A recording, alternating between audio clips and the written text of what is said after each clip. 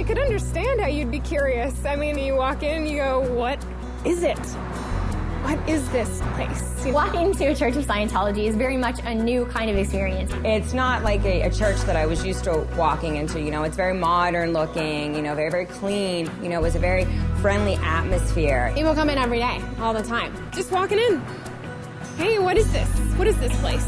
I'd like to know. One of the things that you definitely see is a lot of displays. We have panels, there's video displays that are just designed just to answer questions. It answers every question that they could possibly have about what is Scientology. They can just literally push the button, watch that 2-minute display, and know exactly what that concept is. You know, you can come, spend 10 minutes, spend 2 hours, grab a coffee. Just kind of come as you are, check it out, walk through. Scientologists have a church because it's a place where we can go to study, to have Sunday service. We do the same types of things. We have our Sunday services, we do marriages, we have naming ceremonies. We have all kinds of services that we do as a group.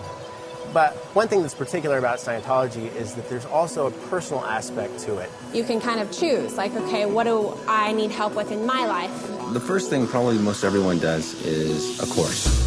That's actually the theology of Scientology. That's where you're learning about the actual philosophy itself. And it is a religious philosophy, but it's also an applied religious philosophy, so you go apply it. Kind of like a spiritual college. They have tons of courses on everything. Pretty much any subject you can really think of. There are courses on how to communicate better, how to get along with others, How to handle negative people. how to raise children. It's not just a philosophy where you sit and think about it. It's taking the spiritual nature of man and it's combining it with something that's really practical. It has a way of being very, very simple and easy to come across to the reader and easy to apply, but also extremely powerful. You come in, you pick a chair you like, you sit down, you study there. It's really quite simple. You feel good when you're studying there. You don't need to be a Scientologist, and you can be any religion, really, to come check it out. The whole point is you're yourself. In a Church of Scientology, you're the one doing the learning. Nobody's preaching to you or teaching it to you. You're learning it yourself.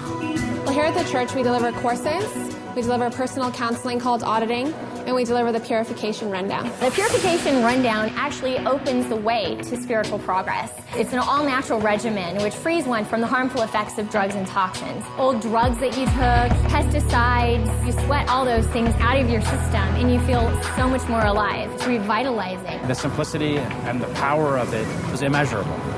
There's also something called auditing, which is Scientology counseling. And that is extremely unique. That is where you actually get rid of the unwanted emotions and unwanted habits, psychosomatic illnesses. There's no hypnosis involved in it. There's no analyzation. No one tells you what's wrong with you. It finds the root, it finds the cause of what's going on, and it handles that spiritually for you.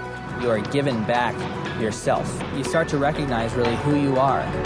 And that's really spiritual enlightenment. What they use in auditing is an instrument called an e-meter, which really helps a person to locate areas of pain and trauma that you may not be totally aware of. Anybody can walk into a Church of Scientology and just right off reception get a demonstration of the e-meter for themselves. I mean, literally the person can walk up and see for themselves how that actually works.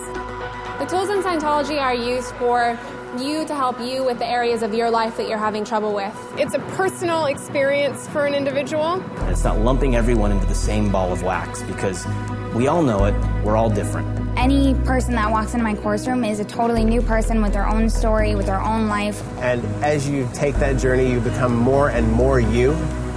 You become more and more an individual. After all, that's what we have to offer the world, is our own unique view.